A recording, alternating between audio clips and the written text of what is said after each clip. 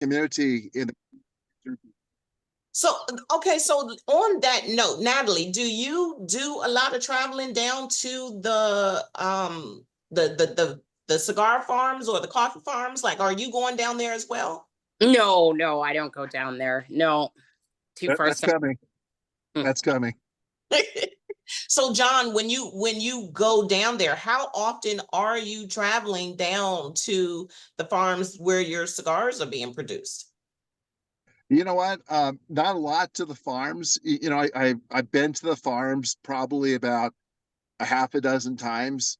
I mostly spend time, with the factories and with my different suppliers, my boxes and so on, because, when I'm developing new concepts like the new cigar that we have coming out, new artwork, we're working with the same artist that helped us with Lilith.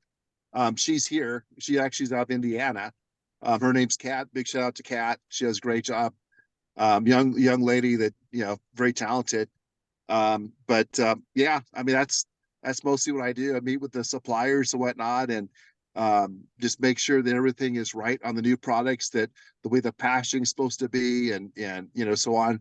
Because we've been changing things up, the way things are wrapped. Because like our new anniversario box is super high gloss, like a humidor, so it had to have special handling this time. So I had to go down there to make sure that again we had a tissue paper around it, then we had the plastic around that, make sure everything was all right, because it's you know it is what So, it is. so Natalie, how involved are you in with the concept for the artwork for the cigar bands? You know what? To date, I haven't been, but with this new cigar coming, I'm getting more involved. So, yeah, more involved with the artwork on the box, as I said, and hopefully the band. I mean, we'll see. John's the boss, so well, I mean, I'm the boss, but Right.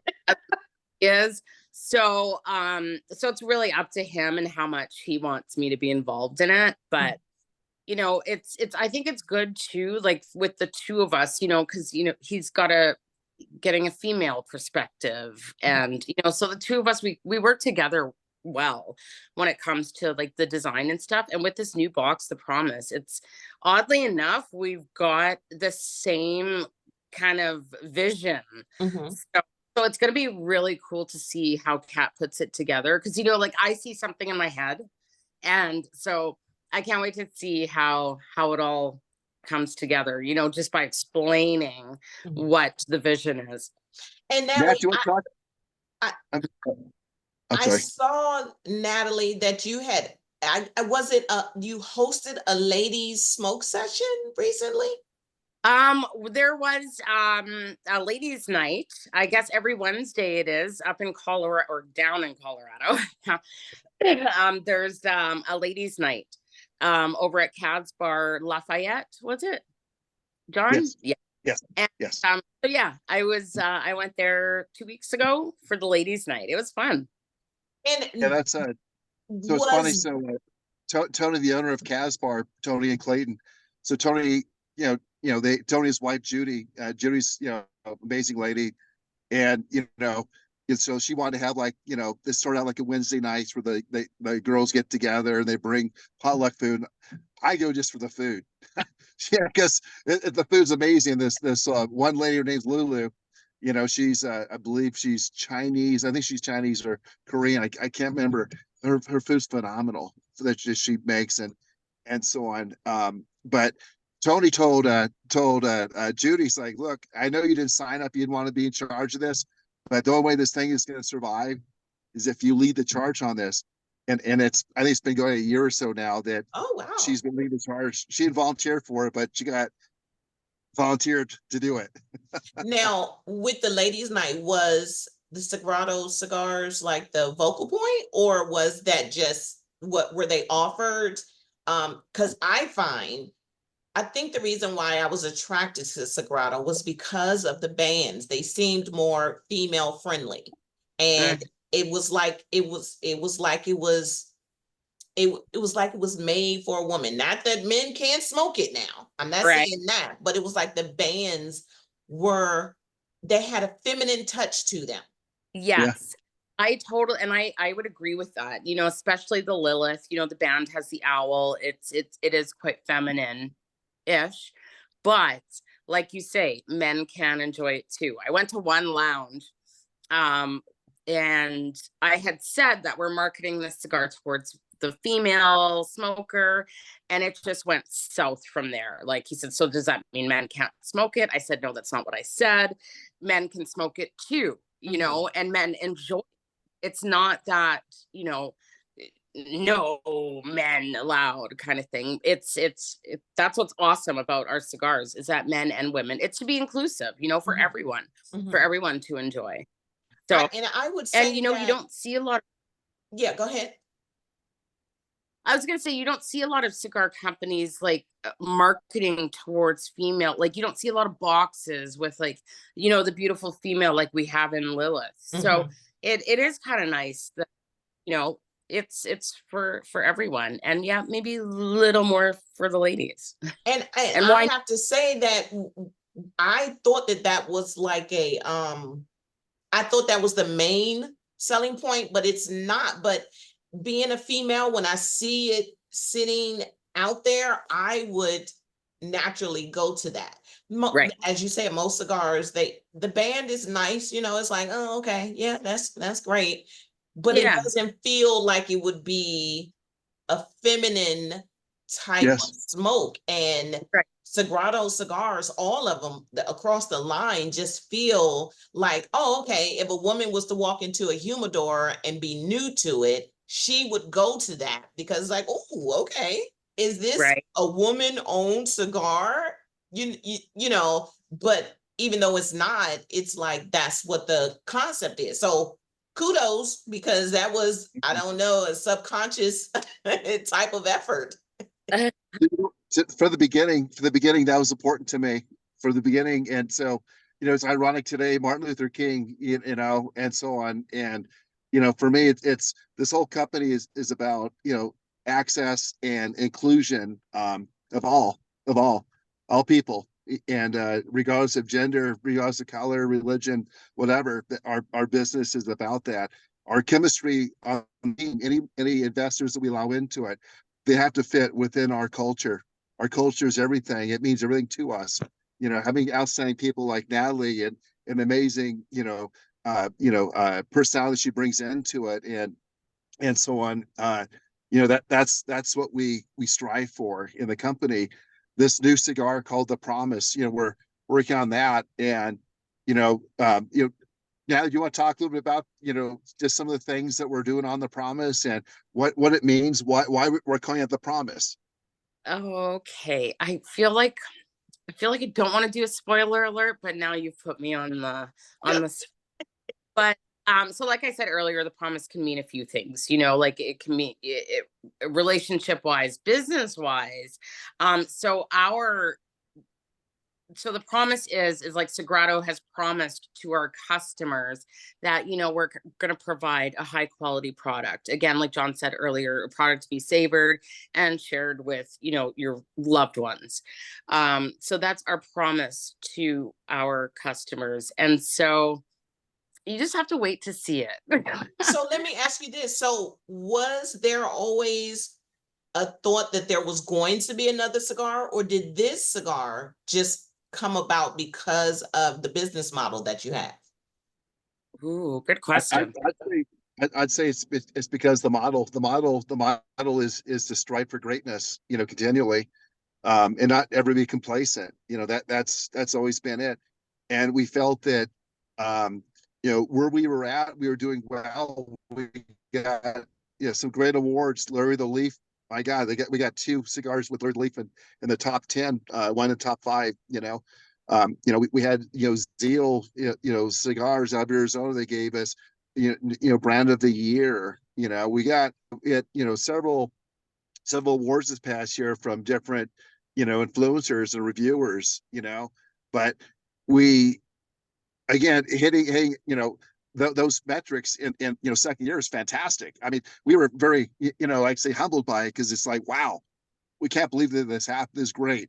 But, you know, when I get reviews on the cigars and they have that point scale up to 100, just like wines and so on, we were continually hitting like high 80s. Like we'll hit somewhere between 85 and 89 in those ranges on the cigars. And for me, that's not good enough. I want to be in the 90s. I don't have to get to 100, but because that's you know unrealistic. But to breach over into the 90s is where I wanted to get to this year in reviews. And so we had to make some changes, pivot some changes on that. We're perfectly happy with the cigar we have right now. That's not going to change. The cigars we have right now, we're going to maintain those. People are very happy with them. But we're creating a whole nother class of cigars called the Sacred class. The Sacred class will be like this other class of cigars. They will be a little more expensive, but they're all going to have 5-year plus age tobacco, nothing younger than 5-year age out of the box, and aged in our factory for 90 to 120 days, blending those flavors together to get that. And again, when we talk about, access, to people, there's people that want a more full body cigar. We've got, I mean, we got a Toro. This is our first one coming up. I'm going to be, when I go back there in 2 weeks, they made me some 770s, or yes, it's a 770 cigar, it's a big cigar. And there's people who love those big cigars, as well as we're looking at Lanceros, Petit Coronas, some different Vitolas, but the point is how do we make it accessible to people that want more body? They want something that's, I guess at a whole different level. I would compare this new cigars to sauce. It's like our current cigars, they're delicious. You get all these good flavors out of them, but this new level just brings this whole different integration of flavor together that it's like, wow, that you would expect out of a Padron or a Placentia or Cisac, some of these other guys have been doing it for a long time. And we had to find say a blender that, again, like came from like a Davidoff or whatnot, that had that next level of quality that we're looking for in this other class of cigars. So nothing at all wrong with our current cigars. They do well. The Lilith has been home run. That was my second blend that I came up with. First one was Anatoly, but we're looking to add things to the line that other stores that say, this tastes really good, but it's not enough to get you in here. This other cigar, they'll be like, where you been? So Natalie, when we first talked, you were a mild smoker. Your flavor profile was like a mild. So has your range developed more since we last spoke? Yes. Yeah. I've graduated now to up to him. Yes. Actually, so when we first spoke, I had only had a Sagrado cigars for the most part. Mhm. And so now I've been trying, other brands, and, just to get a comparison, to see what is out there, and, just develop my palate a little bit, mature my palate. So yeah, it's, I have been smoking different cigars and smoking more cigars for sure. Okay. So on average, how many cigars do both of you smoke a day? Oh, I'm not a daily smoker. Okay. Yeah, I smoke more when I'm with John. But and I'm so bloody cold here. Come on. Well, yeah, that's true. That is true, because you got to be outside. Well, you don't have to be outside, but it's prefer to be outside. I don't know. It's something about being outside and smoking that's just brings Yeah. even more relaxation. Just sitting there with okay, I'm not gonna say birds because I don't like birds, but just sitting outside with nature. Let's just put it that way. Yeah. And I'm not a daily smoker either. I'll go, like, I've not had a cigar in a day or two. Then I'll go into having probably a couple like maybe today or tomorrow. I'll have a day that I might do up to 6 cigars. Wow. When I'm out in Dominican Republic, I probably do about 5 or 6 cigars at least a day out in Dominican Republic because I'm tasting new tobaccos and so on. It's more of a tasting environment. I'm not smoking the same stuff. I'm trying new leaves and trying to get a muscle memory in my head as to what these different tobaccos taste like, Okay. which helps me to know what I like, better and what to maybe, disrupt the market with, I Now, have to tell you, I had this one really amazing cigar. So it was a Carl Malone from Aurora Cigars. Mhm. That Carl Malone, I tell you, it 8-year aged tobacco, had some Indonesian tobacco in it. If you haven't had that Carl Malone, it's phenomenal. It's a good really, cigar. like the basketball player Karl Malone? Yes. Yeah. Is it What's it his called blend, that? What's his name? Karl He's Malone? What's his nickname? the mailman. The mailman. Oh, Yeah, it is the basketball player. Yeah. oh wow. Okay. No, I didn't even know that he had a cigar out. So I'm gonna have to look for that one. Yeah. Yeah, it's good. It's good. Now, Yeah. another question about your coffee, because I saw on the website that you do a pour over. Yes. So is I've never done pour over, so I'm looking forward to doing that. But is your coffee, and I saw that they could be a pour over, a drip, espresso. Like what would you say is the preferred method of brewing Yeah. for your coffee? Great question. So uh, if you got the time, French press is a great way to do it, right? If you got the time, French press, but for my daily usage, I don't step down below pour over. Pour over, it's very similar to the French press experience, Um, but it's the French press, it's gonna be a little bit more robust coming out just because of the nature of how you got that hot water sitting there with that, coffee, just kind of like tea. It's almost like infused like tea. Mhm. But with the pour over, it's a slow drip. It's see the difference, like with that with the percolators, it's just it's how it filters down. Like you got special filters, the amount of time you got in that process, the grind that you use in a pour over versus a drip. Mhm. But the drip would be the last way it goes, a drip machine. Um, K cup, don't waste your money. Don't even put it in a K cup. It's horrible. Our coffee tastes horrible in a K cup. My sister in California, she did a K cup, and she was not like going crazy about the coffee. When she told me she had a K cup, I like, Marcy, gee whiz, don't put in a K cup, you know. That's And how so I anyway, do what's was that? in that's how I started drinking it too, was in the Keurig. And then John got me the pour over, and it really is a different experience. So it is great in the pour over for sure. Now Yeah. I have French press, so I'm gonna have to get the whole pour over thing. I'm gonna have to do that because I want to experience it the way it's meant to be experienced. Because like you said, not all coffee is good for the quick and simple. Quick and Right. simple is K cup. Let's Yeah. just be honest. So if you enjoy cigars, you got to enjoy the process of making good coffee. That's right.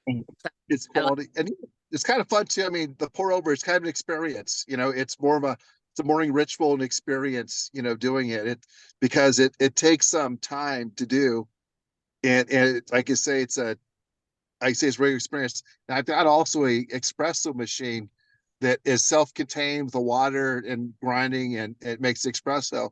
And so with that one, I've got an espresso, blend that I put in there. So if I'm in a hurry, I'll do that. Mhm. But in each case, I've got a quality experience. It's all Right. about that. Right. So when you think about the blends of your coffee, are you coming out with more blends for the coffee as well? It's so we don't have a lot of blends. We have a few blends. So two of the coffees are single origin. Okay. They're not blended like the Spirit Mountain. That's single origin, which means there's only one bean in it. Okay. One copy. It's not a mix. The Ramirez, same thing. We start getting to other ones like our Honduran or Guatemalan, where the light roast Honduran. Oh my God, we do tons with that one on the Honduran. Those are blends. We had a holiday blend. You might still be able to get some on our website. Light. If you're at a go on the website and buy something, I'd say buy the holiday blend because it is phenomenal. And if you like cocoa flavors and so on, out of the bag, you smell it. Oh, well, I can't say that I've actually, here's the strange part. I don't really like chocolate. So, You're Here's not- Natalie. I don't either. oh, So thank goodness it's somebody else, because every time I say that, it'd be like, what? I just, I'm not a chocolate person. okay, so your name though says otherwise. Right. You would think, right? But that's because apparently I am the color of cocoa. Okay, okay. And So you're sweet like cocoa. there you go. Yeah, it's funny when I get a latte. Oh, a latte. If that makes for me, I say, I want the same color as your skin. I want like this light brown color, just like that, just And like you. that's what most people say. They be like, oh, no, make it her color. And I'm like, okay, here you go.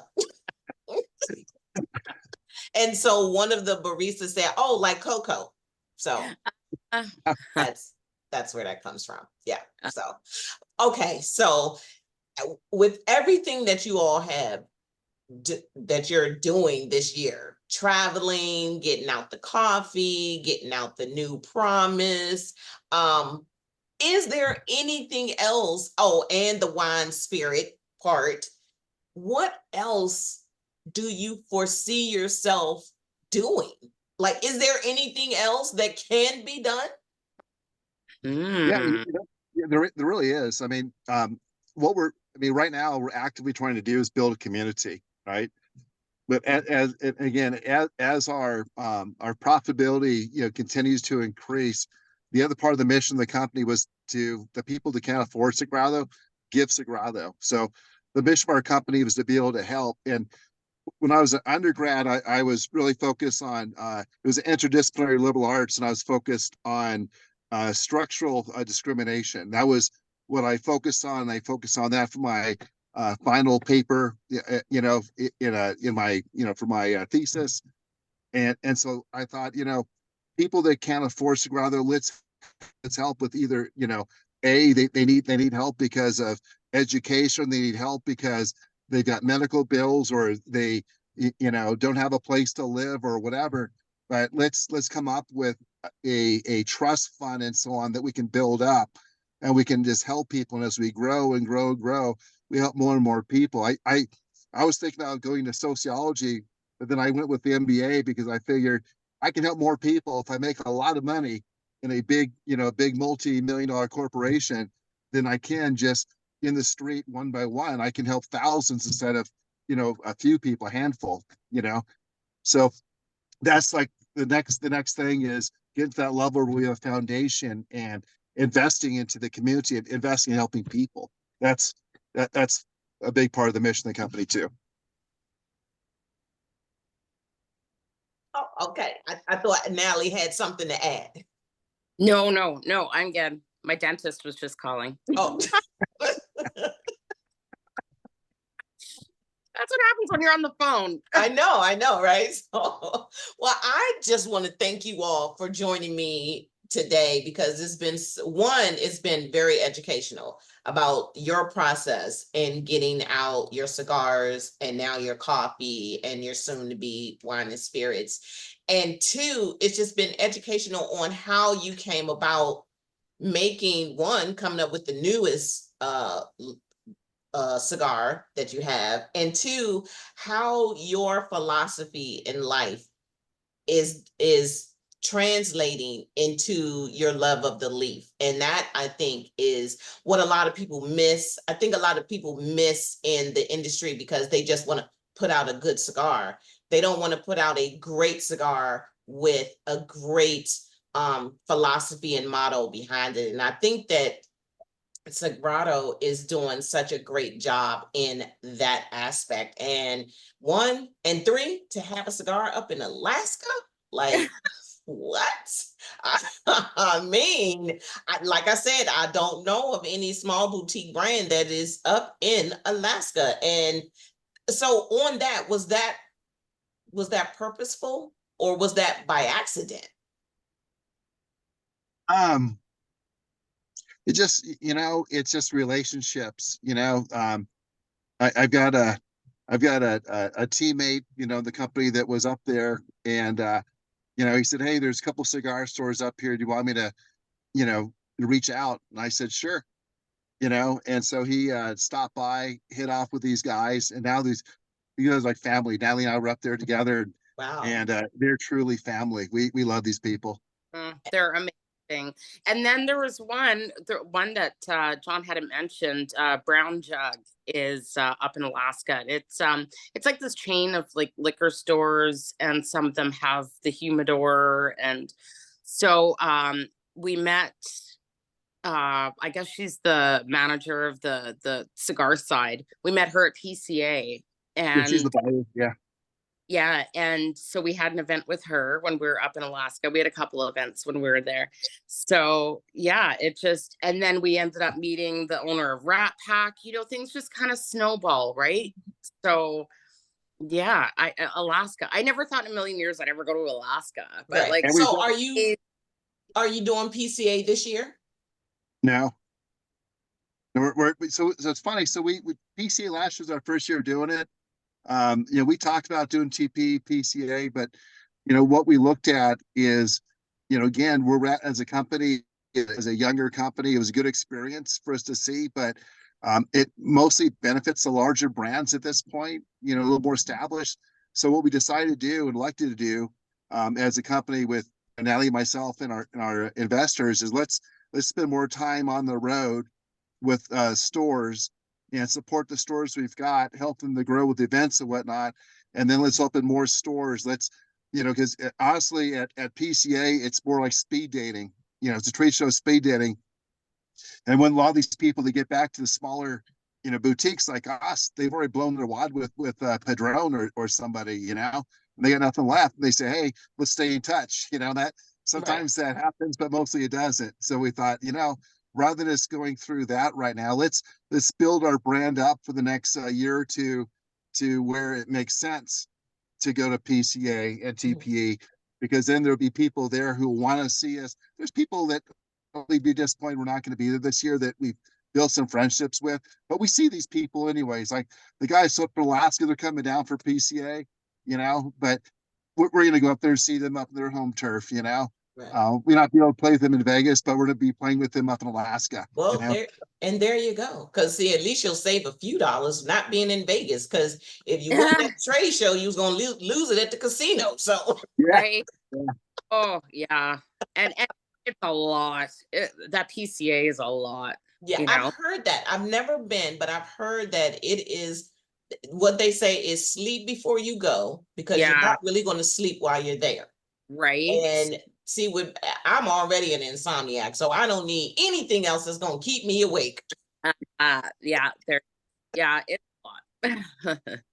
But Well, we support PCA and what they're doing, and staying as members with PCA. So we're not PCA in any way. We definitely love what they do and hope that they help us here in Colorado, where our tax went up to 56% from 50% last year, and it'll go up again next year. wow. But we need PCA's help in this state. Stuff they did up in Idaho. We need a cap here. Arizona 22-cent tax, which is great. We got to get common sense in the states on cigars, and not the ridiculousness that we've been seeing with, like, up in Alaska 125%, New York 90%, Washington 90%, Canada, which it's ridiculous, 130%. We got to get this. So we support PC 100%, but for us to spend the money on that show, and we did with the BCA last year, and it really just didn't pan out for us, didn't work out for us well. Well, I have enjoyed. Oh, I think John is frozen. It looks like he went to sleep. But I have enjoyed.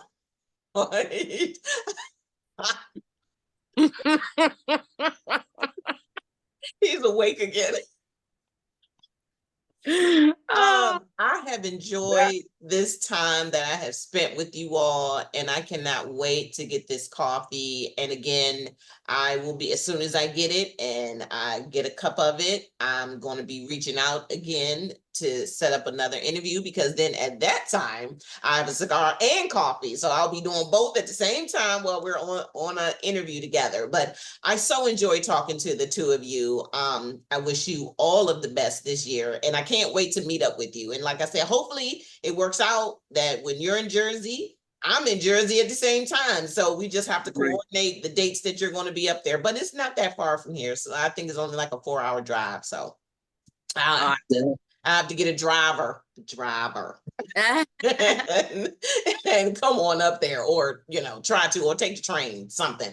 Well, maybe I'll make it to Maryland, and we can go to your favorite lounge out there and do a live from there. That'd be kind of fun. Oh yeah, that would be fun. I plan on doing that a whole lot more this year. But I thank you for joining me on this cold and snowy, some more snow for others than me, Monday holiday weekend. And I hope that you all enjoy the rest of your day, one, and two, the rest of your weekend. Thank you for joining me today. Thank you. you. Honor. Thank you. Bye-bye. All right.